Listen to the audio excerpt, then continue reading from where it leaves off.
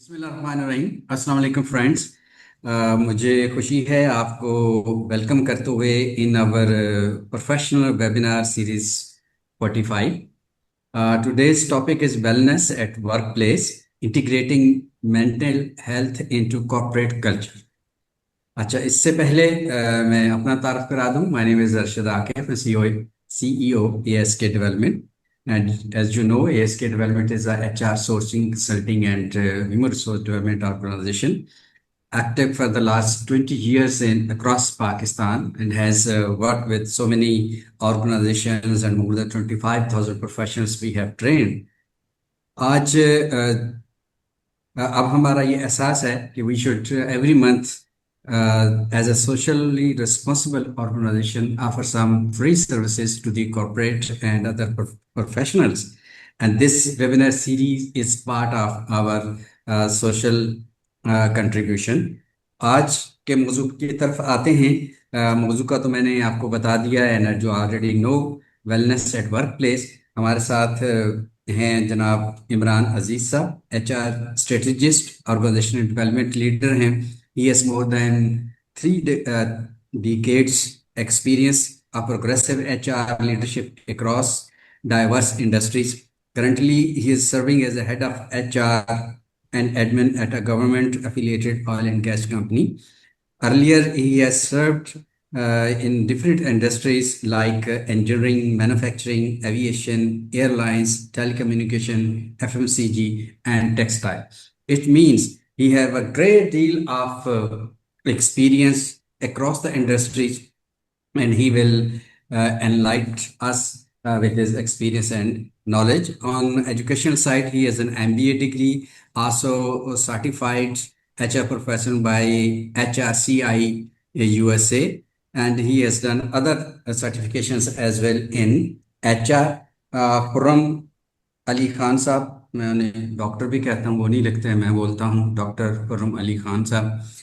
He is a finance professional and have expertise and experience in HR management as well in and outside Pakistan। experience, आप CA हैं, आप economics में PhD हैं, and coaching में भी उनकी qualification है। पाकिस्तान और पाकिस्तान से बाहर खदमात अंजाम दे चुके हैं। तो he is also joining us. We will wait for another speaker, let him join and I will introduce him. तो आइए हम अपने आज के मौजू की तरफ चलते हैं। इस टॉपिक पे हमने बातचीत क्यों करना पसंद की, तो चंद एक चीजें मैं आपसे शेयर करता हूं। मैं एक रिपोर्ट देख रहा था, गैलेप वर्क प्लेस रिपोर्ट।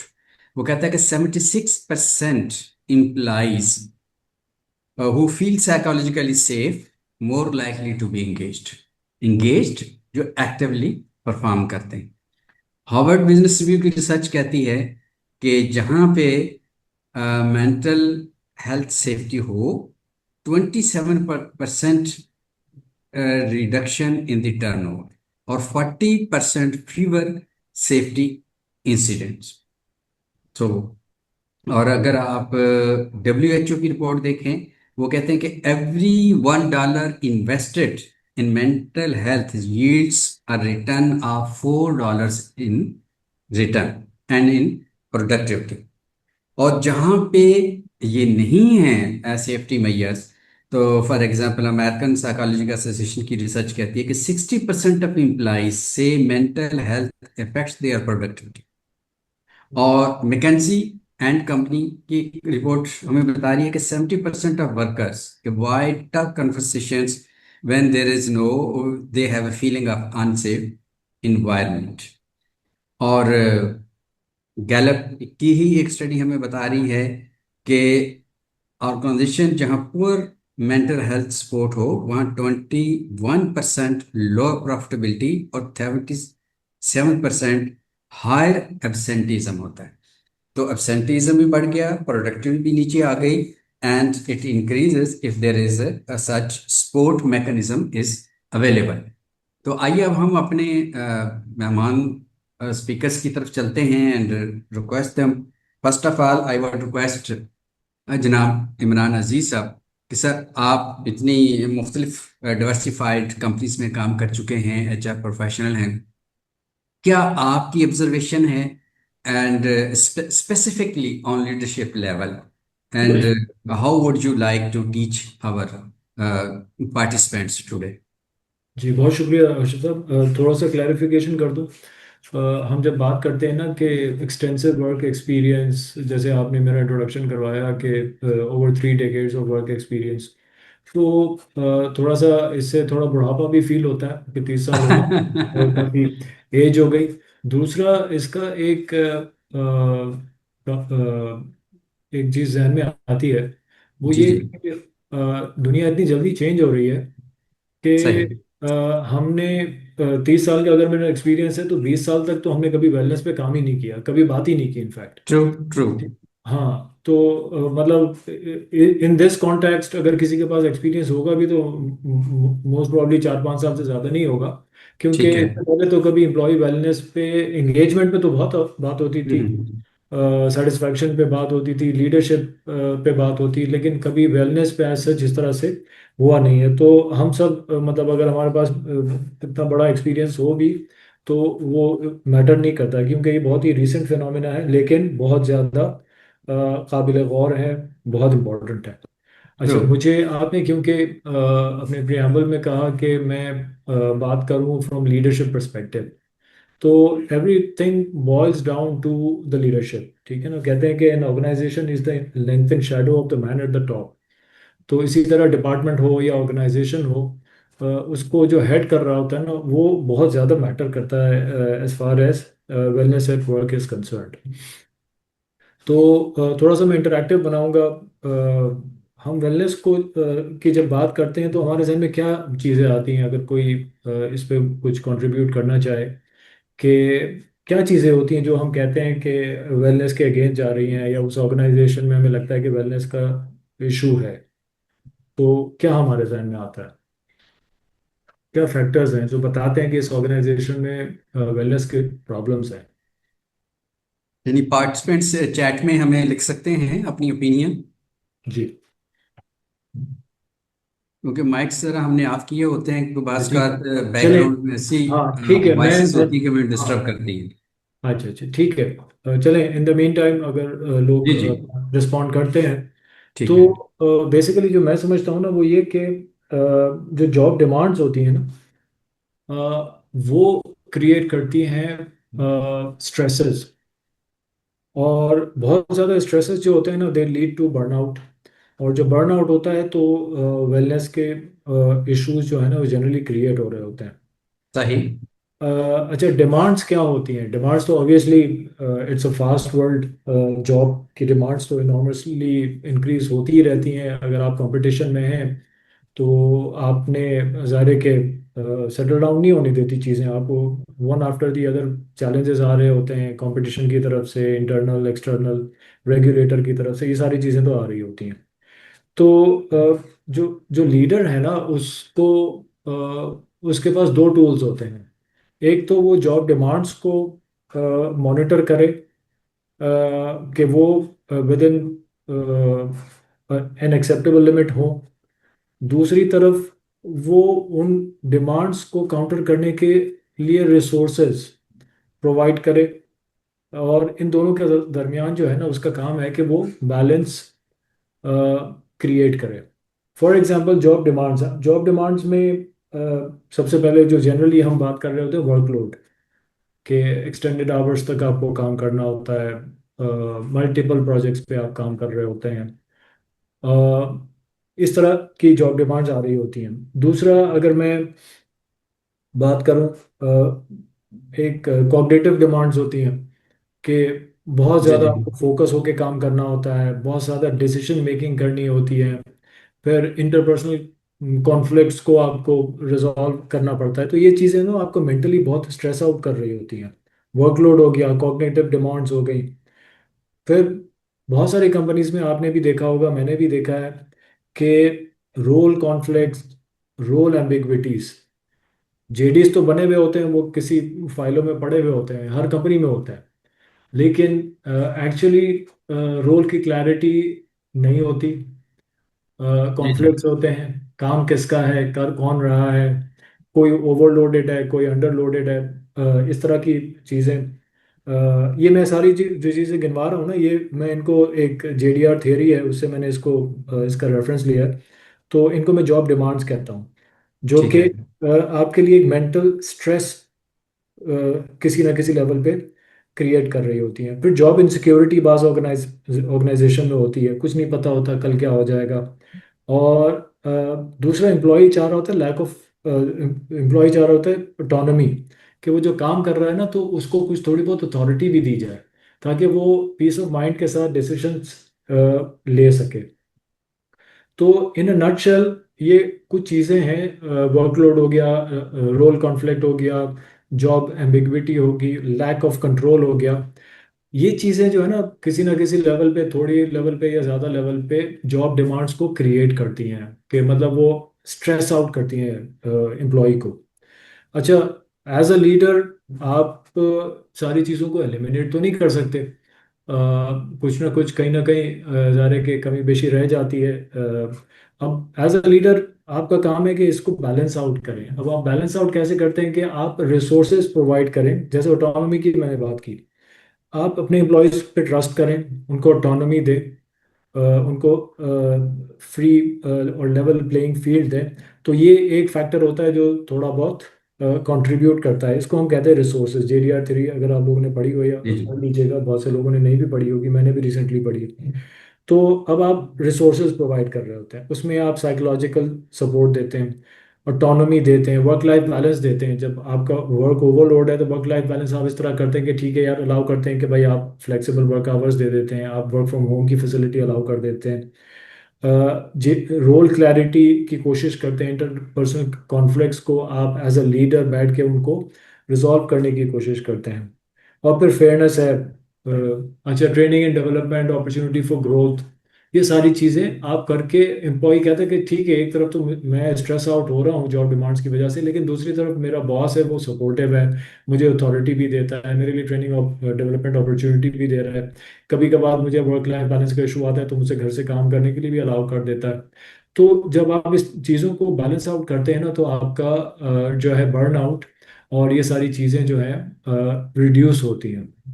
और ये फिर आपके वेलनेस को, आपकी हेल्थ को इम्प्रूव करते हैं, आपकी साइकोलॉजिकल हेल्थ, आपकी फिजिकल हेल्थ को डिटीरियोरेट होने से बचाती हैं। क्योंकि हम लोग मजदूर तो है नहीं ना, मजदूर तो ठीक है एक दिन काम करेगा, पसीना उसका बह जाएगा, लेकिन रात को बड़ा सुकून से सोएगा, क्योंकि सही। ज़्यादा थका हुआ होगा ना तो और सुकून से सोएगा। हमारा मसला ये होता है कि हम लोग जितने ज़्यादा काम ऑफिस में करते हैं ना, उतने ज़्यादा स्ट्रेस आउट हो जाते हैं, और फिर वो सारी चीज़ें हमारे जहन में चल रही होती है, तो हम सोते भी सुकून से नहीं है। तो मेरा ख्याल है कि ये जॉब डिमांड्स को और जॉब रिसोर्सेज को एज ए लीडर अगर आप एड्रेस कर लेते हैं, तो आप एम्प्लॉय की वेलबीइंग को, उसकी हेल्थ को, फिजिकल हेल्थ को, उसकी मेंटल हेल्थ को, के इश्यूज को एड्रेस कर सकते हैं। तो दिस वाज 5 मिनट्स सही। प्रियम्बल, जो कि मैं समझता हूँ कि from leadership point of view हम इसको इस तरह से एड्रेस कर सकते हैं। जी थैंक यू अजीज साहब, बड़े अच्छी तरह से आपने हमें बताया कि लीडरशिप इज रिस्पॉन्सिबल और वो कौन कौन से ऐसी हैं, जैसे जॉब डिमांड्स है या अनसर्टेनिटी ऑफ रोल है, कौन सी चीज़ें जो स्ट्रेस क्रिएट कर रही होती है। अच्छा, हमारे पास अली रज़ा भुट्टो साहब का एक क्वेश्चन है कि जी वेलनेस के ऊपर मजीद और कल्चर पे बात करें। Definitely we are going to discuss this. और बिलाल साहब का कहना है कि जी encouragement and level of understanding of the situation के ऊपर भी आप बात करें, इस पे भी करेंगे। और ताहिर हुसैन साहब ने कमेंट किया है कि जी कितने मैनेजर और सीईओ जानते हैं कि दिस इज समथिंग इम्पॉर्टेंट और इस पे बात करनी चाहिए। तो देखिए, ये तो बात सही है, जैसे इमरान साहब ने बड़े अच्छे तरह से बात की कि ये एक नया डिसिप्लिन है हमारी एचआर के अंदर। वैसे दुनिया में ये 1930 से शुरू हुआ था, इसके ऊपर रुझान खासतौर पर पहली जंग वर्ल्ड वार फर्स्ट के बाद से। और 70s में इस पे ज़्यादा काम कॉर्पोरेट सेक्टर में होना शुरू हुआ। पाकिस्तान में रिलेटिवली ये 2015 से ऑनवर्ड हमें ज़्यादा नज़र आता है, being a part of different HR forums. I know कि इसके ऊपर है, लेकिन वेस्ट में और यूएस में now it has become part of the overall HR culture and overall package of HR for friendly workplace. तो आइए अब हम वरुण साहब, आपका क्या पॉइंट ऑफ व्यू है? How do you view this, या आपकी ऑब्जर्वेशंस क्या हैं, और हम क्या इसे सीख सकते हैं? देखिए, वेलनेस एट वर्क ये वो एक ट्रेंडिंग हेडलाइन नहीं है, it's much more than that. Okay. और अब ऑर्गेनाइजेशंस को जैसे अभी ताहिर साहब ने सवाल किया ना कि कितने मैनेजर्स को पता है। देखिए, एक बड़ी इंपॉर्टेंट बात थी जो आजकल बहुत अरसे बाद या कह लें कि अब इस चीज को एड्रेस हुए कि मैनेजर बनना किसको चाहिए। क्या मैनेजर बनना, परफॉर्मेंस अच्छी है तो मैनेजर बना दिया, ज्यादा काम करता है बाकियों की निस्बत तो मैनेजर बना दिया, डिग्री ज्यादा अच्छी है तो मैनेजर बना दिया। जैसे टीम का कैप्टन होता है ना, उसके लिए जरूरी होता है कि वो लोगों को साथ लेके चले। इसी तरह मैनेजर भी होता है। तो अब इस चीज के ऊपर बहुत काम हो रहा है कि मैनेजर बनना किसको चाहिए। Manager is not only a post, manager एक जिम्मेदारी होती है। इसी हवाले से अब ऑर्गेनाइजेशंस में एक जमाना था, कॉर्पोरेट सेक्टर में सक्सेस मेजर की जाती थी नंबर्स के साथ। नंबर्स कितने, आउटपुट कितने, प्रॉफिट कितने, बाकी चीजें कोई, मतलब at the end of the day numbers के अलावा कोई चीज देखी ही नहीं जाती थी। अब थोड़ा सा चीजें चेंज होना शुरू हो गई हैं। अब जो है मेजर किया जाता है कि रिटेंशन कितनी है, लोग कैसे हैं, कितने दिल के साथ काम करते हैं। जब खास तौर पे आफ्टर कोविड जो बहुत बड़ी चेंज आई कि लोग कितना दिल से काम करते हैं, कितना अटैच है। जब रिमोट काम करना स्टार्ट किया तो फिर पता चला लोगों का कि कौन सा लोग को किस में कितनी सिंसेरिटी है, कौन कितना टाइम दे सकता है, और इवन फ्रंट पे ना रह के भी कौन कितने दिल के साथ काम कर सकता अच्छा है। तो वरुण, वहां पे ना आपकी लोग, आवाज नहीं आ रही। मेरी आवाज नहीं आ रही? हाँ, नाउ अच्छा। It's okay. Now it's okay. Okay. Okay. तो ये बड़ा इंपॉर्टेंट, अब इस चीज के ऊपर बहुत ज्यादा चीज हो रही है कि क्या देखना चाहिए। लोग आपके पास हैं, अगर आपने सक्सेस हासिल करनी है तो आपके पास एक ऐसे लोगों का होना जरूरी है जो मेंटली सेटल्ड हो, जो चैलेंजेस ठीक ले है। सके, जो चीजों को आगे लेके बढ़ सके। तो ऑर्गेनाइजेशन का डीएनए जो अब जो बड़ा इंपॉर्टेंट है ना, mental health of the organisation, जो आपके लोग हैं वो is part of the DNA of the organisation. कि लीड कैसे करना है, कम्युनिकेट कैसे करना है, एक्सपेक्टेशंस को सेट कैसे करना है। तो आज के टॉपिक के हवाले से ये सबसे इंपॉर्टेंट है कि क्या केस है, ह्यूमन केस एम्प्लॉयज जो है वो कैसे कितने अच्छे हैं। बिजनेस केस में अगर एम्प्लॉयज कंफर्टेबल नहीं होंगे, वो सक्सेस हासिल नहीं कर सकते। अगर वो सक्सेस हासिल नहीं करेंगे, एक बड़ा था कि जी मिलके चलते हैं, आगे आगे लेके चलते हैं ऑर्गेनाइजेशन को, तो पूरी टीम होती है। अगर एम्प्लॉय सक्सीड नहीं करेगा तो उसका सीनियर भी नहीं करेगा और कंपनी भी नहीं करेगी। तो that is my point of view कि ये चीज अब जो है ना, it's DNA of the organisation के लोग कितने सेटिस्फाई हैं, लोगों की मेंटल हेल्थ कैसी है। इसलिए कि सबसे बड़ा एसेट कंपनी का ह्यूमन रिसोर्स ही होती है। ठीक, थैंक यू। अच्छा, इमरान साहब, मैं अगर इस पे थोड़ी पढ़ने की कोशिश करूं तो हमें पता चलता है जो वेस्ट में इसकी डेफिनेशन आती है वो ये है कि साइकोलॉजिकल एंड इमोशनल बैलेंस और लोगों का स्ट्रेस फ्री होना, इसको कहा जाता है कि ये मेंटल हेल्थ के दो तीन बुनियादी चीज़ें हैं। Emotional stability, psychologically no stress, और वर्क का नो स्ट्रेस एट ऑल, कि वो अपने काम को कर सके। आपके ख्याल में यही डेफिनेशन पाकिस्तान में भी रेलिवेंट है, या इसमें आपको इजाफा करना चाहेंगे? पाकिस्तान में देखिए, ये तो गिवन है कि इमोशनल स्टेबिलिटी और साइकोलॉजिकल वेलबींग, ठीक है, उसमें ज़रा कि साइकोलॉजिकल वेलबींग में हमारे यहाँ जो इश्यूज आते हैं और इमोशनल स्टेबिलिटी में जनरली लीडरशिप बिहेवियर का बहुत बड़ा इसमें इन्वॉल्वमेंट है। हमारे यहाँ क्योंकि जैसे अभी मेरे दोस्त ने कहा कि लीडर जिसको बनाया जाता है उसको ये सारी बातें सिखाई नहीं जाती, या उसको वो पता नहीं होता कि मेरा काम सिर्फ गोल्स पे फोकस करना नहीं है, बल्कि मुझे फोकस करना है टुवर्ड्स माय टीम। मैं अपनी टीम पे फोकस करूंगा तो गोल्स तो ऑटोमेटिकली अचीव हो जाएंगे, लेकिन मैं अगर गोल्स पे ही फोकस करूंगा और ह्यूमन रिसोर्स को निग्लेक्ट करूंगा, उनके साइकोलॉजिकल वेलबींग को, उनकी इमोशनल नीड्स को अगर इग्नोर करूंगा, तो फिर मेरे गोल्स भी अचीव नहीं होंगे। तो ये चीज़ें तो हैं, लेकिन in addition to that Pakistan में जो चीज़ें ज़्यादा जैसे हर culture to culture vary vary करती हैं चीज़ें। हमारे यहाँ दो चीज़ें और आ जाती हैं जो कि वेस्ट में शायद इस तरह से मैटर नहीं करती, क्योंकि वहाँ पे रूल्स रेगुलेशंस लॉज बड़े रिलीजियसली फॉलो कराए जाते हैं। एक तो ये कि हमारे यहाँ जॉब इनसिक्योरिटी के बड़े इश्यूज हैं, क्योंकि जॉब इनसिक्योरिटी तो बाहर भी होती है, लेकिन फिर उनका क्योंकि वेलफेयर स्टेट्स होते हैं, गवर्नमेंट की भी रिस्पॉन्सिबिलिटी होती है। तो जैसे यूएसए कनाडा में हम देखते हैं कि जब आप की जॉब सिक्योर नहीं होती, तो कुछ ना कहीं से किसी न किसी तरीके से स्टेट आपको सपोर्ट कर रही होती है। लेकिन हमारे यहाँ जॉब इनसिक्योरिटी इस तरह से होती है कि ये एक कंटिन्यूस स्ट्रेस होता है कॉर्पोरेट सेक्टर में, कि कल को मेरी जॉब ना रही तो क्या होगा, और ख़ास तौर पे उन इन्वायरमेंट में जहाँ पे लीडरशिप का बिहेवियर भी बड़ा नेगेटिव होता है। तो एम्प्लॉय को through out his work life ये रहता है कि जॉब मेरी अगर कल को ना रही तो मैं कहाँ जाऊँगा, क्या करूँगा। तो एक ये वाला एलिमेंट जो है हमारे यहाँ थोड़ा सा ऐड हो जाता है, in addition to emotional and psychological wellbeing. फिर दूसरा वर्कलोड। हमारे यहाँ कहते हैं ना कि ऑफिस आने का तो टाइम है, जाने का कोई टाइम नहीं है। तो वेस्ट में जैसे इन चीज़ों को बड़ा रिलीजियसली फॉलो किया जाता है कि एक्सटेंडेड वर्क आवर्स में काम नहीं ना किया जाए। रिसेंटली यूरोप में आपने सुना होगा कि वहाँ पे पाबंदी लगा दी है कि ऑफिस आवर्स के बाद आप अपने एम्प्लॉयज़ को कॉल नहीं कर सकते। रोल कॉन्फ्लिक्ट हमारे यहाँ ज़्यादा है।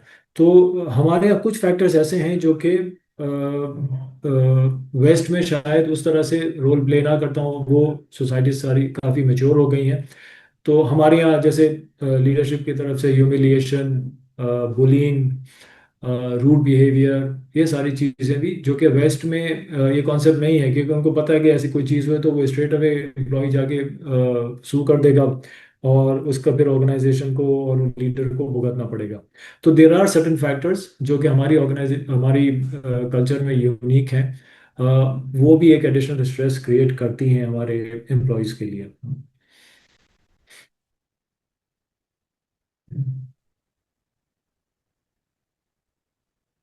इसमें आपका माइक म्यूट है जी। किसका? आपका हमारे माइक पास जी।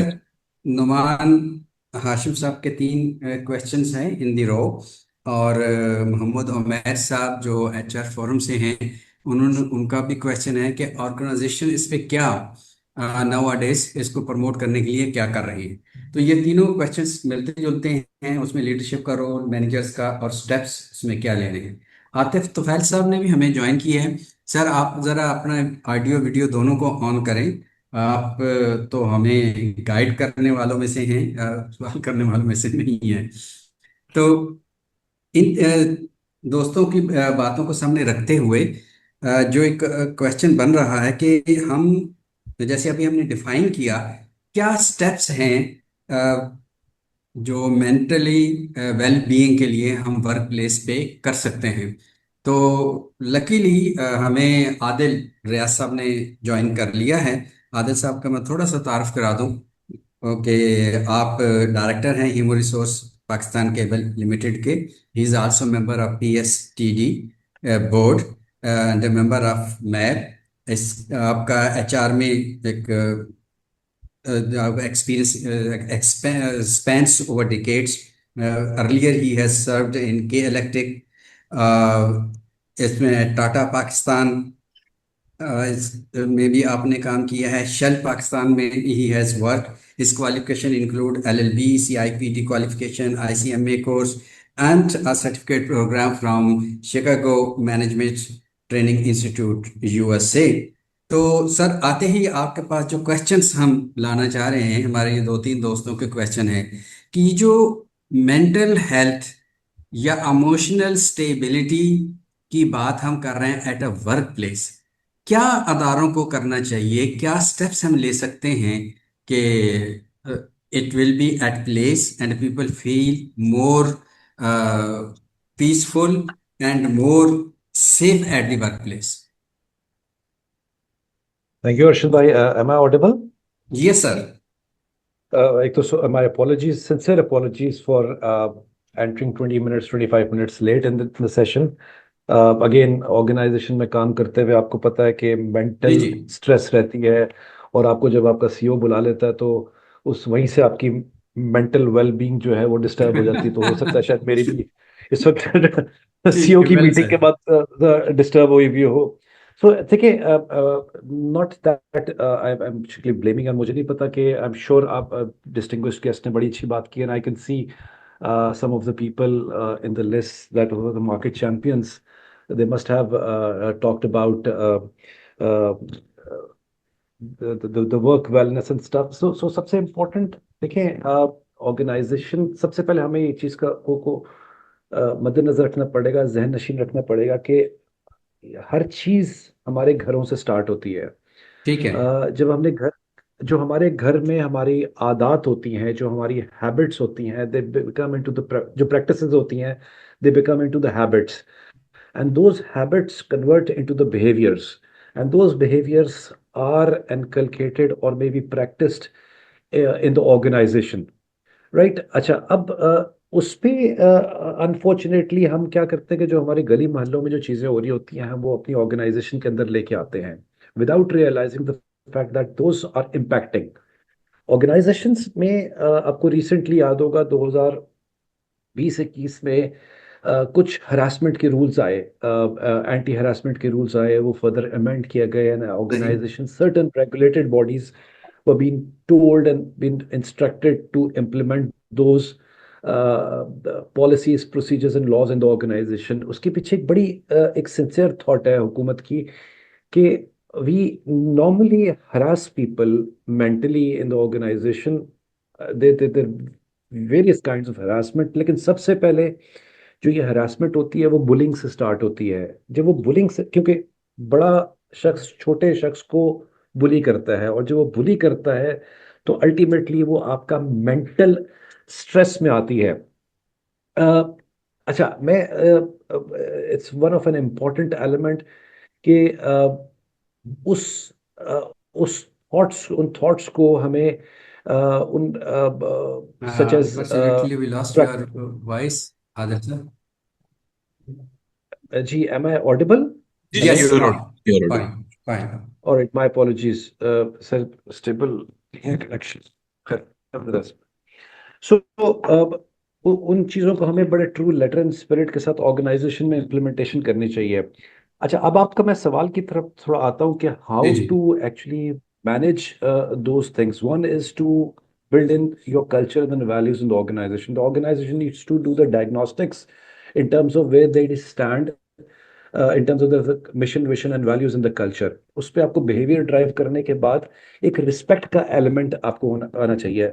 सबसे पहले ये रिक्रूटमेंट फिलोसफीज आपको organization needs to mull over it in terms of are they going in the right direction or not, because people with finesse will bring people with finesse in the organization, those who are recruiting.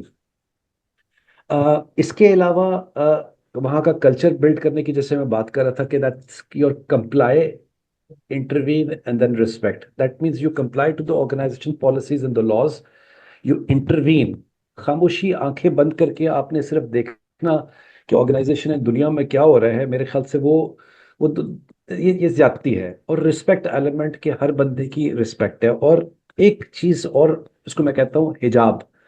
जी जी। हमारे अंदर किसी किस्म का हिजाब नहीं है, चाहे वो हम किसी मस्जिद में एंटर हो जाए, किसी गली मोहल्ले में एंटर हो जाए, हमें लोगों को मुड़ मुड़ के देखने की आदत है as an organisation. So that, अच्छा, इससे क्या होता है कि आपका एक कल्चर खराब होता है। अब मैं आता हूँ टू द पॉइंट।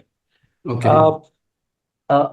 पॉलिसीज की बात करें कि ऑर्गेनाइजेशन के अंदर वेलनेस प्रोग्राम, हम टेक्निकली क्या होता है कि हमारे पास या तो दफ्तर है, या तो ट्रैवलिंग टाइम है, या तो फिर हमारे पास ये मोबाइल है जिसको हम अपने सामने रखते हैं और हम दुनिया जहान की चीज़ों को अखज़ कर रहे होते हैं। So we need to go into the constructive activities जिसमें हम कुछ सीख सकें, जो हम अपना अनवाइंड कर सकें आपको, such as sports.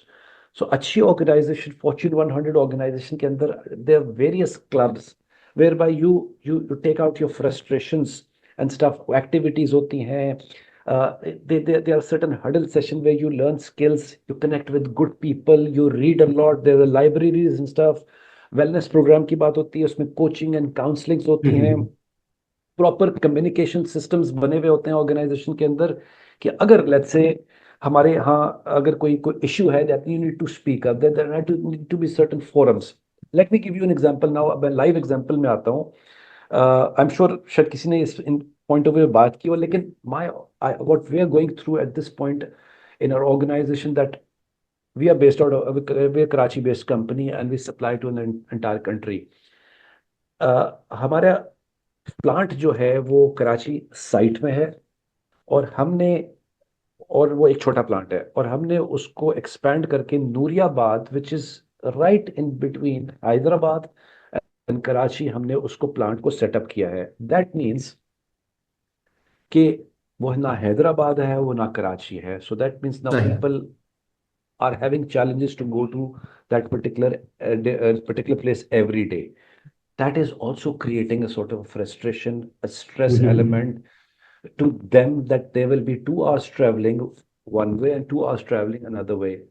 Now, how should I motivate? I need to create an experience for all my employees, those who go to Nuriabad every day. Or ho sakta hai, perhaps there is like 40 45 degree centigrade, 48 degree centigrade गर्मियों में peak पे जाता है वो area. सो उसको उसके लिए हमें वेलनेस प्रोग्राम्स पे करना होगा, लोगों को एक एक्सपीरियंस देना होगा, और लोगों को ये बताना होगा कि what is the cause of you working for this organisation. Is there any learning opportunity, a change management opportunity, or strengthening your CV. हमें वर्क लाइफ बैलेंस पे बड़ा अगेन काम करना वी हैव पड़ेगा. आइडिया ओके सॉरी, आपको मेरी आवाज आ रही है? जी जी हाँ जी। अब ठीक है दरमियान में जरा हो जाता है but it's okay please go जी, ahead my apologies again. So कहने का मकसद ये है कि टू कट शॉर्ट, मेरे ख्याल से मैंने काफी टाइम ले लिया, and I will pick up subsequent points.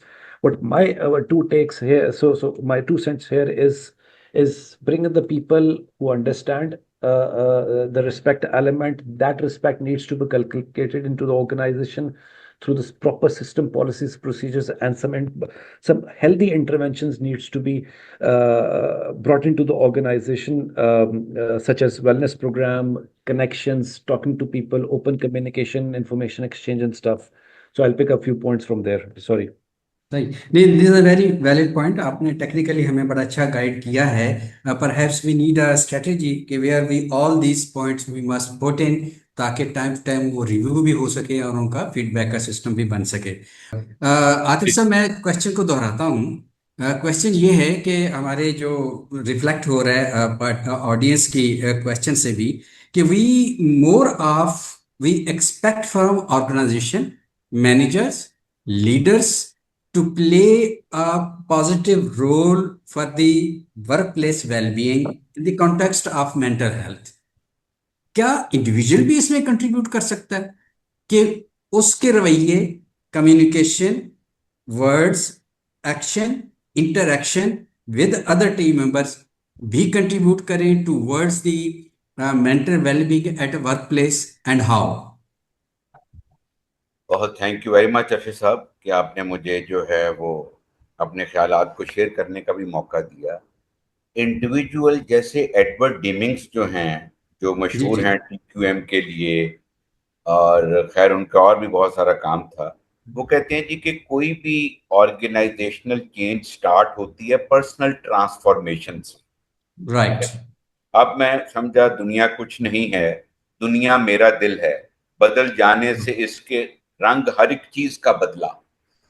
तो ये बड़ी इंपॉर्टेंट चीज है कि हम इसको अंडरस्टैंड करें, क्योंकि वही स्टीफन कोवे का हमें सबको पता है कि स्टिमुलस और रिस्पांस के दरमियान गैप होता है. ठीक है राइट जी.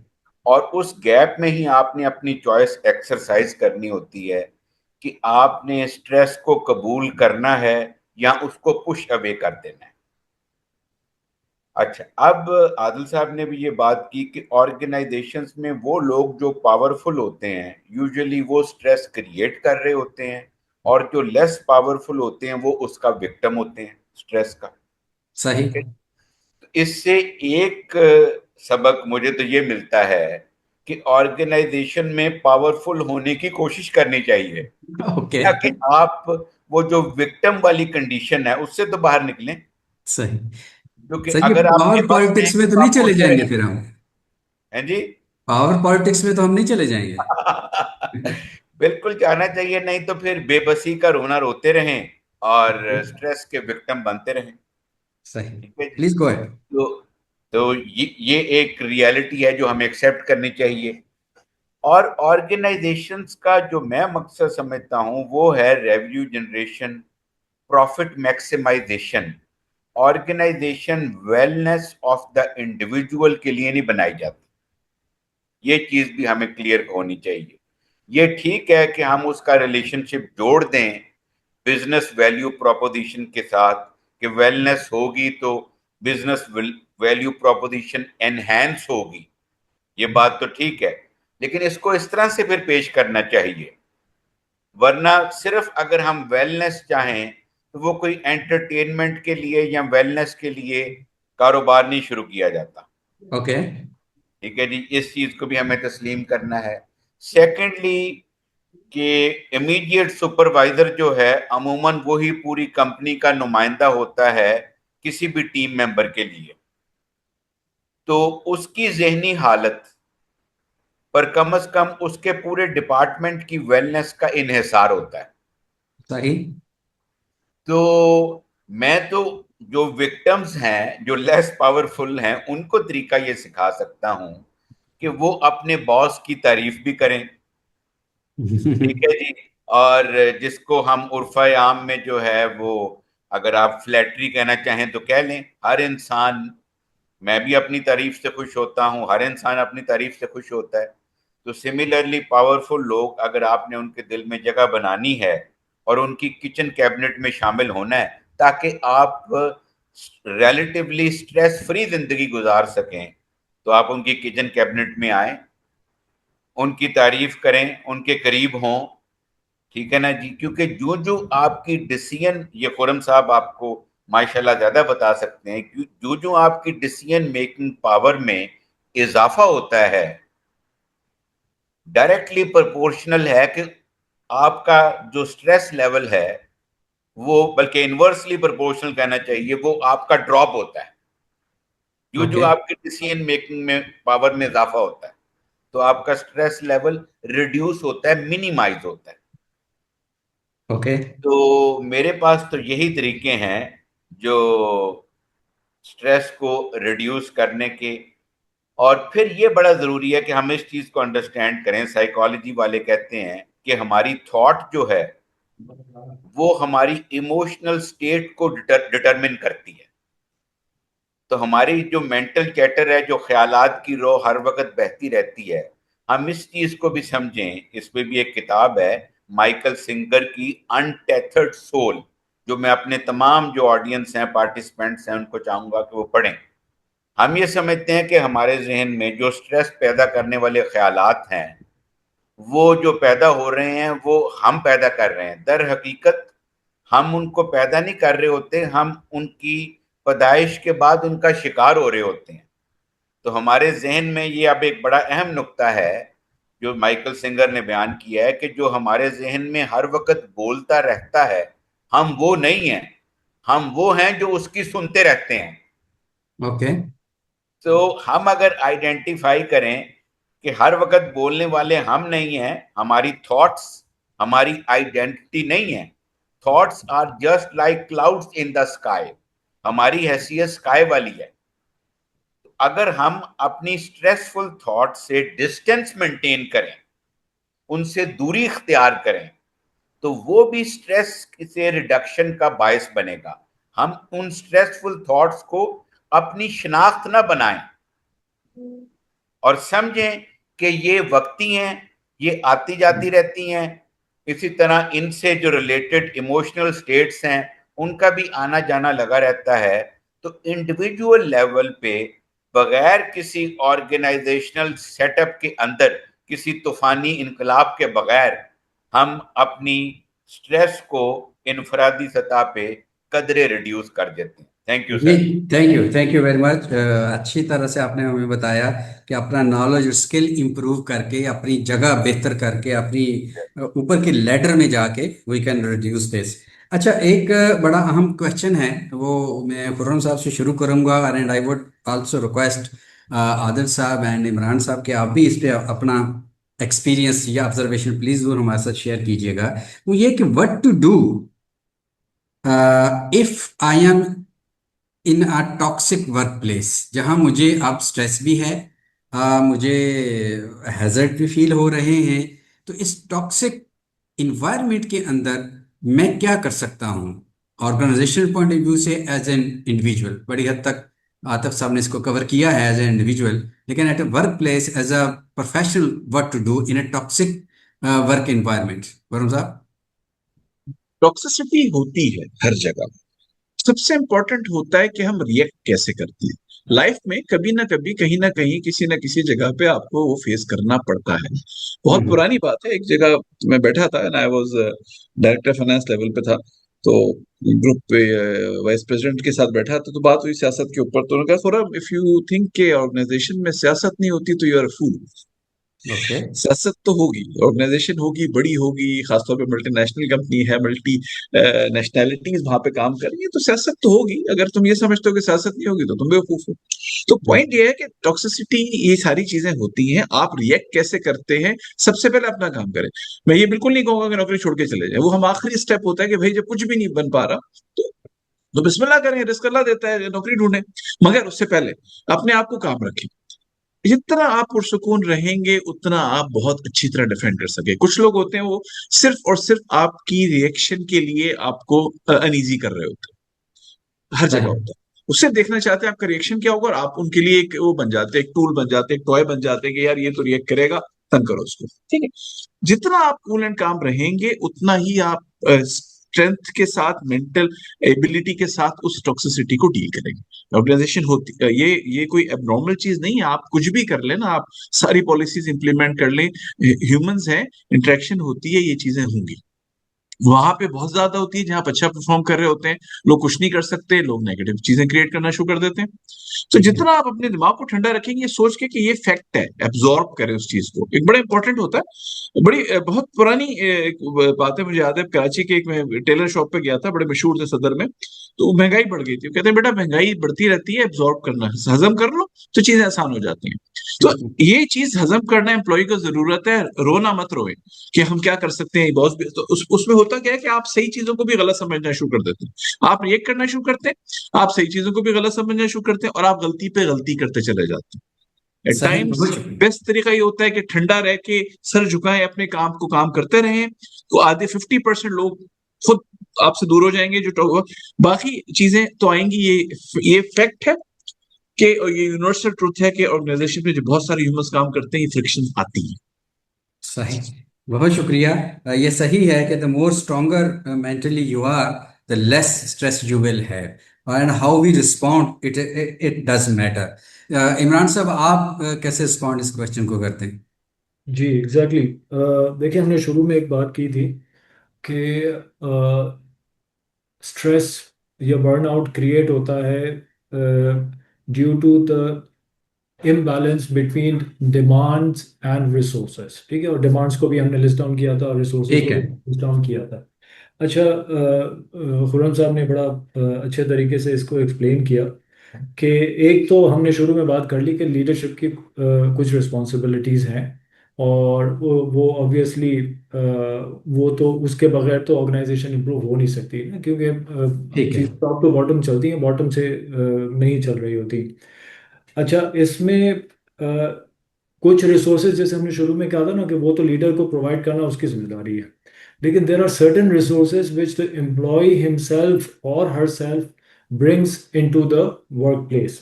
अच्छा, वो रिसोर्सेज क्या हैं? Number one, resilience. Number two, right. Self motivation. Number three, emotional stability, जिनको राना खुर्रम साहब ने भी इनडायरेक्टली इन्हीं तीन चीज़ों की तरफ पॉइंट आउट किया है। सही।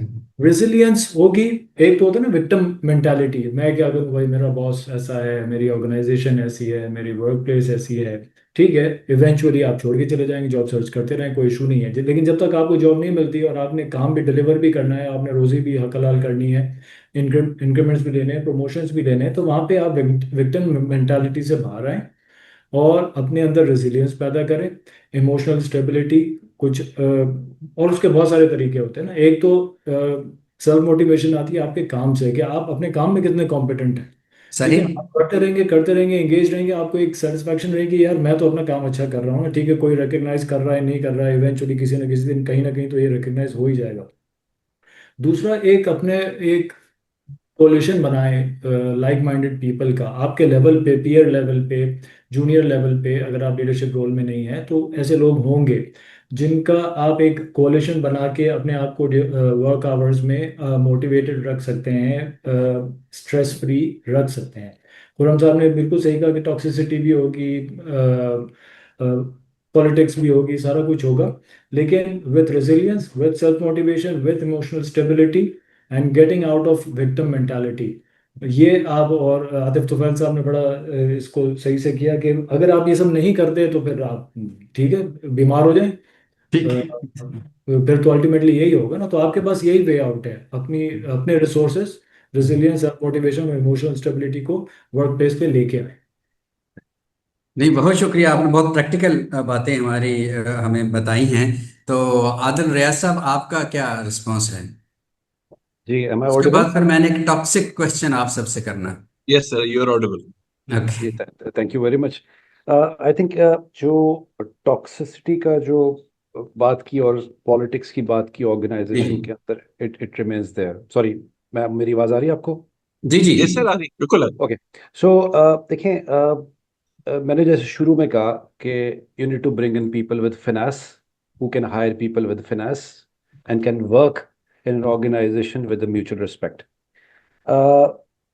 पॉलिटिक्स, टॉक्सिसिटी हमारे अंदर एज अ मनहसल कौम भी अवेलेबल पड़ी हुई है बहुत ज़्यादा। Why? Because I was just going through a तफसीर of a chapter, I think it was सूरह अनकबूत, और क्या था मुझे याद नहीं आ रहा, अल्लाह ताला कमी बेशी माफ़ करे। बट अगर वो अल्लाह ताला कहता है कि अगर हम अपने अंदर से दो चीज़ें निकाल दें, खौफ और शक, so this सही। place would be the best place, the world would be the best place to live, which unfortunately we cannot do that, because सुबह शाम हमारे अंदर जो है वो कोई ना कोई एक डिस्कम्फर्ट रहेगी, कोई रैट रेस रहेगी, कोई आगे निकलने की रेस रहेगी, किसी को मात देने की रेस रहेगी हमारे पास, और किसी को गिराने की रहेगी, उसकी लाश पे से गुजर के जाने की रेस रहेगी। So you know this happens, and I tend to agree with one of the panelists that, you know, at times politics is also a healthy sign, but that you need to have resilience, as Imran said.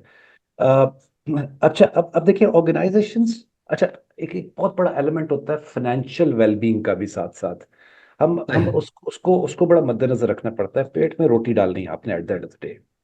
मेरी चीज़ें meet अगर हो रही हैं और मुझे stress element नहीं मिल रहा, ऑर्गेनाइजेशन में रिस्पेक्ट एलिमेंट मिल रही है, तो I will be fine.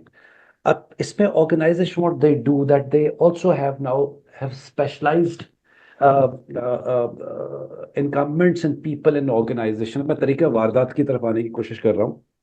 So, so ultimately, what happened that these well-being specialists, they understand how they need to understand how the organization system impacts.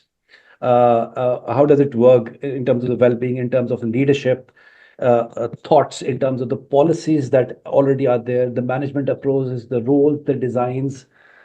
They tend to develop the strategies and plan to improve those in longer run. They also take an operational perspectives, and by developing the right policy program that supports the well-being, अब वो well-being की definition में क्या आता है, जी such ji as such as you need to offer financial support, आप banks के साथ directly वो करते हो, coordinate करते हो in terms of the loan, मुझे घर बनाना है, मुझे गाड़ी चाहिए, access to the mental health support with the hospitals, with the clinics, with the experts, आपकी योगा एंड एक्सरसाइज क्लासेस जो होती हैं, आपकी स्पोर्ट्स क्लब होते हैं, एंड दोज पॉलिसीज अराउंड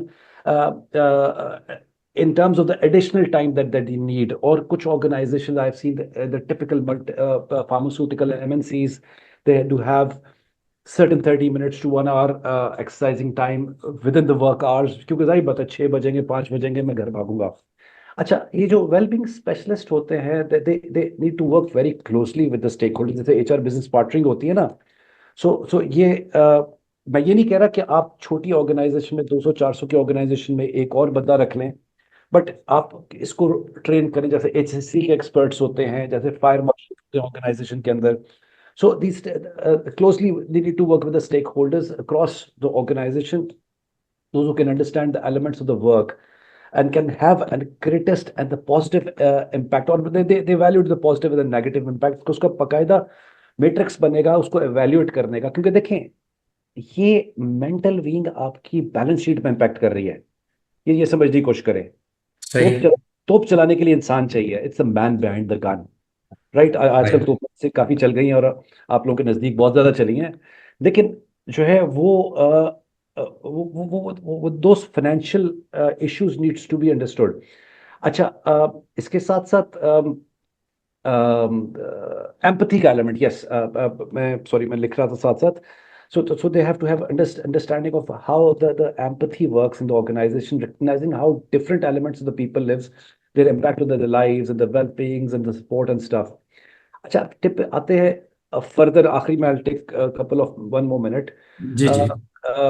आपके quantitative qualitative benchmarks, people data analytics ये करने के बाद आप देखें कि उनका ऑर्गेनाइजेशन के अंदर इम्पैक्ट क्या आता है, आप उनसे बात करेंगे। जैसे शुरू में मैंने कहा,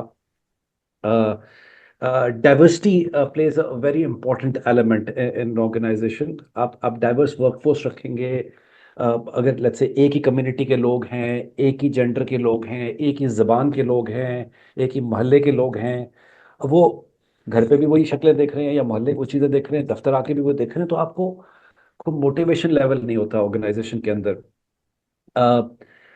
इसके अलावा एज आई सेड के रिस्पेक्ट एलिमेंट को आप बार बार हैमर करें अपनी ऑर्गेनाइजेशन के अंदर। So I think these are few of my points. मुझे जब सॉरी और याद आएंगे तो मैं बताता रहूंगा। सही। स्पोर्ट्स एक्टिविटी की मैंने बात की, जी मैंने जी। कम्युनिकेशन की बात की, वेलनेस प्रोग्राम्स की मैंने बात की। हाँ, as I said in my earlier opening remarks, that leadership needs to own that, right? And your performance management process and objective setting should also depicts your delivery on as an HR, as a line heads about the work wellness that impacts towards the revenue stream and the profitability. Thank you sir, बहुत शुक्रिया। अच्छा इमरान साहब, question ये है कि very good salary with so many attractive perks versus peace of mind, एक individual को क्या, एक प्रोफेशनल को क्या चूज करना चाहिए? अच्छा देखें, there has to be a balance. Okay. ज़ाहिर है आजकल के हालात में सैलरी की, रेम्यूनरेशन की अपनी इम्पोर्टेंस है, लेकिन peace of mind obviously actually होता ही है कि सैलरी की जो अट्रैक्शन है ना, वो बहुत शॉर्ट लिव्ड होती है। ओके। हम एचआर प्रोफेशनल्स ये बात जानते हैं कि जब आप एनुअल इंक्रीमेंट्स कर रहे होते हैं ना, आप कितना भी अच्छा इंक्रीमेंट दे देना, उसकी मोटिवेशन हफ्ते, 2 हफ्ते, महीने, 2 महीने में ख़त्म हो जाती है। ठीक है। उसके बाद एम्प्लॉय समझता है ये तो मेरा हक था, इतने तो मुझे मिलने ही थे। आप व्हाट नेक्स्ट, आगे और कंपनी क्या देगी? तो उसका उस वो तो उसकी जो ग्रीड होती है ना, अगर नेगेटिव वर्ड यूज़ किया जाए, ये इंसान की नेचर है। वो जितना भी अर्न कर ले, वो फिर आगे की सोचता है। वो ये नहीं सोचता कि मैं 2 साल पहले तो आधी सैलरी पे था, आज मैं डबल सैलरी पे हूँ। वो ये सोचता है नहीं, मुझे इससे भी ज़्यादा मिलनी चाहिए। तो यस, रेम्यूनरेशन की इम्पोर्टेंस है, लेकिन वो बहुत शॉर्ट लिव्ड है। और peace of mind, wellness, health, psychological safety, emotional support Stability, from the yeah. Management, from the colleagues, from the boss, ये बहुत ज़्यादा मैटर करती हैं। हम ये नहीं कह सकते कि सैलरी का, रेम्यूनरेशन का वेटेज नहीं है, लेकिन वेटेज ऑब्वियसली साइकोलॉजिकल सेफ्टी के मुकाबले में कम है। ठीक मैंने है, खुद बिल्कुल। पर्सनली, अगर मैं अपना भी एग्जांपल दूं ना, तो मैंने एक आध ऑर्गेनाइजेशन छोड़ने के बाद, डबल सैलरी पे मैं दूसरी ऑर्गेनाइजेशन ज्वाइन करने के बाद मैं पछताया था कि यार वहाँ पैसे कम मिल रहे थे, लेकिन रिस्पेक्ट तो थी। तो ये होता है। तो I would give more marks to psychological and emotional support as compared to the high and attractive remuneration. ठीक है जी। आतिफ साहब, आपका क्या ख्याल है? रिपीट कर दें। Salary versus peace of mind. देखें, जब इनिशियल लेवल के जो करियर होता है तो उसमें तो सैलरी की बेसिस पे लोग डिसीजन ले रहे होते हैं, ठीक है। लेकिन जब रिलेटिवली मिडिल टू सीनियर में मूव करते हैं तो फिर पीस ऑफ माइंड की सिग्निफिकेंस की रियलाइजेशन उस वक्त बढ़ती है। ठीक है। तो वही बात जैसे इमरान साहब ने की कि experience is the best teacher. Okay. तो इंसान जो है ना वो वैसे कम ही सीखता है जब तक कोई उसको तजर्बा ना हो। तो ये पीस ऑफ माइंड, और ये बिल्कुल सही बात इमरान साहब की बात को री इन्फोर्स करूंगा कि ये जो यूफोरिया होता है सैलरी इंक्रीमेंट का, ये शॉर्ट लिव्ड होता है। ठीक है। और ये खुशी जो है, जैसे हर खुशी या इवन हर गम भी कह लें कि वक्त के साथ साथ उसकी शिद्दत कम होती जाती है। तो इस तरह से अगर हम सैलरी इंक्रीमेंट को खुशी तस्वुर करें, और करना भी चाहिए, तो उसकी भी जो है वो खत्म हो जाती है, मतलब अहमियत। तो फिर वो कौन सी चीजें पिंच करना शुरू कर देती हैं? पिंच फिर वो करती हैं जिसकी आदिल साहब लफ्ज यूज कर रहे थे, रिस्पेक्ट। ठीक है जी। डिग्निटी, कोई मेरी बात भी सुनने वाला हो, बेशक एग्री ना करे। क्योंकि ऑर्गेनाइजेशन में ये भी बड़ी आपको तकलीफ होती है कि अगर आपको ये महसूस हो जाए कि आपका होना या ना होना बराबर है, कोई आपको नोटिस ही नहीं कर रहा, सही। आप सिर्फ फिल इन दी ब्लैंक हैं, तो वो अगर आपको लिसनिंग ईयर भी कोई ना मिले, एग्री कोई बेशक ना करे, लेकिन एक्नॉलेज करे और आपकी जो है वो कदर का एहसास करे, तो ये चीजें भी जो है वो एक खास स्टेज ऑफ लाइफ में मॉनेटरी रिवॉर्ड से ज्यादा अहमियत इख्तियार कर जाती हैं। ठीक। सही। बहुत शुक्रिया। अच्छा खुरम साहब, आपका टेक ऑन क्या है? देखिए सैलरी ये वर्सेस पीस ऑफ माइंड। पहली बात है कि डिपेंड्स कि आप जिंदगी के किस स्टेज पे हैं, किस एज में। ठीक है। जैसे एक और एनालाइज पहले कर लें, इसलिए कि एक चीज कंफर्ट जोन से निकलना पड़ता है। कंफर्ट हाँ। जोन की बात और होती है और चीजें और आपकी जिंदगी के एक स्टेज में। एक छोटी सी मिसाल देता हूँ। मेरी, आपको पता है, दोनों आंखें कॉर्निया ग्राफ्ट है। मेरी बीनाई चली गई थी, तो मेरी दोनों लाइफ के स्टेज में कॉर्निया ग्राफ्ट हुई हुई है। पहली तो उस जमाने में हुई थी जब मैं पढ़ रहा था, तो अब्बा के खर्चे पे थी। सेकंड में मैं जॉब कर रहा था, और मेरी जो ग्राफ्टेड आई भी ऑलमोस्ट 80% खत्म हो गई थी। एक दूसरी आंख, तो मैं 20% एक आंख की विजन पे काम कर रहा था। और मैं था कि मैं अगर मैं छुट्टी लेता हूँ तो मेरी नौकरी चली जाएगी। And I was in Saudi Arabia. तो डॉक्टर रियाद सदरा, लेबनीज डॉक्टर थे, ही told me, से सन, यंग मैन, एटलीस्ट अगली जॉब के लिए तो अपने आप को तैयार कर लो ना। ये तो 20% एक आंख में विजन रह गई है, तो ऐसे सही। ये भी खत्म हो जाएगी, नौकरी भी चली जाएगी, तो एटलीस्ट अगले के लिए नौकरी भी रेडी चली। करो। लाइफ तो बहुत पड़ी है ना आगे। एनीवे, बड़ी मुझे उसने उस जुमले, पॉइंट ये है कि आप जिंदगी के किस स्टेज में। डेफिनेटली सैलरी सब कुछ नहीं होती, बट हम अगर इसको मिक्स मत करें, हमारी ऑडियंस में यंग लोग बहुत है, कंफर्ट जोन से बाहर निकलना पड़ता है एट टाइम्स। तो आप जिंदगी की किस स्टेज पे बैठे हैं ये बहुत है, तो इट्स सब्जेक्टिव कि आप किस उस पे। डेफिनेटली अच्छा एनवायरनमेंट से बड़ी कोई चीज नहीं होती, मगर अच्छे एनवायरनमेंट को और कंफर्ट जोन को मिक्स मत करें। आपको जिंदगी में आगे बढ़ना है तो मुशक्कत काटनी पड़ती है, ये इफेक्ट है। और जैसे अभी आदिल साहब सबने ये कहा कि हर एनवायरनमेंट में कहीं ना कहीं आपको ये चीज फेस करनी पड़ती है, तो आप उससे बच के नहीं चल सकते। हाँ, इंप्रूवमेंट जरूरी है, प्रेफर्ट जरूरी है, कोशिश करें, रोल प्ले करें कि आपकी मौजूदगी दूसरों के लिए एक अच्छा एनवायरनमेंट पैदा करे। मगर आप बच बच के करियर नहीं बढ़ा सकते। आपने इसी इसी उस मगरमच्छ तो होंगे, इसी से गुजरना है।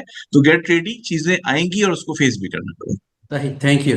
अच्छा आदिल साहब, ये क्वेश्चन है जाफर साहब का। बड़ा क्रिटिकल सा क्वेश्चन है उनका। उन्होंने कहा कि sometimes over thinking leads to stress.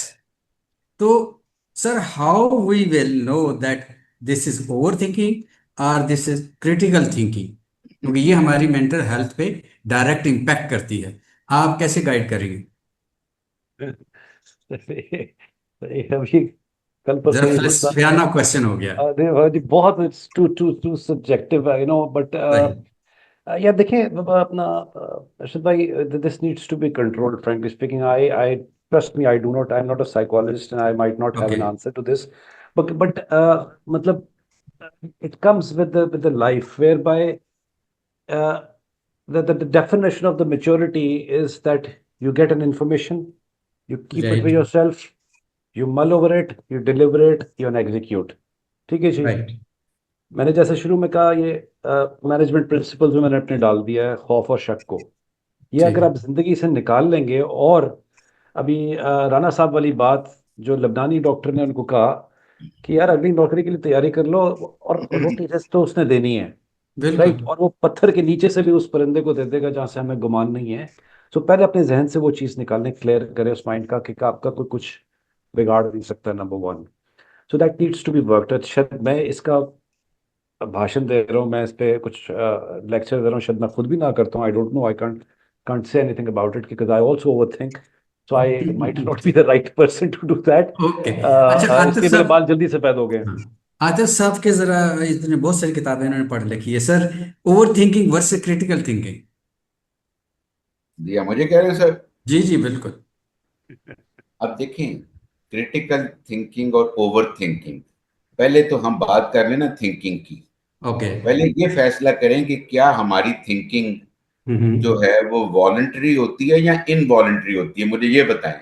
जैसे हमारा हार्ट बीट जो है वो गैर इरादी तौर पे हार्ट बीट कर रहा होता है, हम तो नहीं ठीक दिल है, को कहते कि यार बीट करना शुरू कर दो। पल्स तो चल रही क्या है वो भी, हमारी तो भी थिंकिंग, चल मुझे रही है। बताएं कि हाँ वो गैर इरादी है या इरादी है। ठीक है, जो तो उसमें गैर अगर इरादी। आप देखें, हम्म। हाँ जी, उसमें सर अगर आप देखें ना, तो हम्म, ओवर थिंकिंग अमूमन गैर इरादी होती है, इनवॉलंटरी होती है। ठीक है। आपकी सुई कहीं फंस जाती है और फिर ठीक है। वो वहीं पर फंसी रहती है। जैसे गाड़ी का टायर कीचड़ में फंस जाता है, आप उसको स्पीड दें तो वहीं पर घूमता रहता है वो। ट्रू। ये है ओवर थिंकिंग, हम्म। जो अनडिजायरेबल है। क्रिटिकल थिंकिंग होती है बाय पेइंग अटेंशन। और ये आप याद रखें, जो हम सब की बात कर रहा हूं, कि जो ही हम किसी चीज को अटेंशन देते हैं और उस पे कॉग्निटिव अटेंशन लोड उस पे डालते हैं अपने जहन पे, उस वक्त जो हमारे जहन का मोनोलॉग है, या जिसको आप ओवर थिंकिंग कह रहे हैं, जो एक गैर इरादी गर्दिश ख्यालात है, वो रुक जाती है। सही। अभी जो हमारे जहन में ख्यालात चल रहे हैं, अगर मैं आपको कहूं कि 28 into 72 इसका प्रोडक्ट क्या निकलेगा, जो ही आप ये कैलकुलेट करेंगे तो आपके जहन का मोनोलॉग, जिसको परवीन शाकिर खुद कलामी कहती है, वो बंद हो जाती है। तो overthinking is injurious to mental health. ठीक है। वो आप कैसे खत्म कर सकते हैं? Pay attention on solving problems, and as you are solving problems, this overthinking will definitely stop there and then. बहुत शुक्रिया, थैंक यू, आपने बहुत अच्छी तरह से इसको आंसर किया। Well friends, this 45th webinar is about to conclude here. Workplace wellness और मेंटल हेल्थ की आज हमारा मौजू था।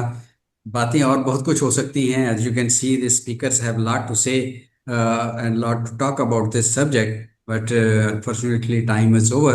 तो आप शुक्रिया अदा करते हुए इमरान साहब, जनाब Adil Saab, Atif Tufail Saab, Karam Saab, thank you very much, and our audience very very sincere thank to all of you. Next month इंशाल्लाह किसी नए टॉपिक के साथ आपसे मिलेंगे। बहुत शुक्रिया। अल्लाह हाफ़िज़। Thank you. ओके।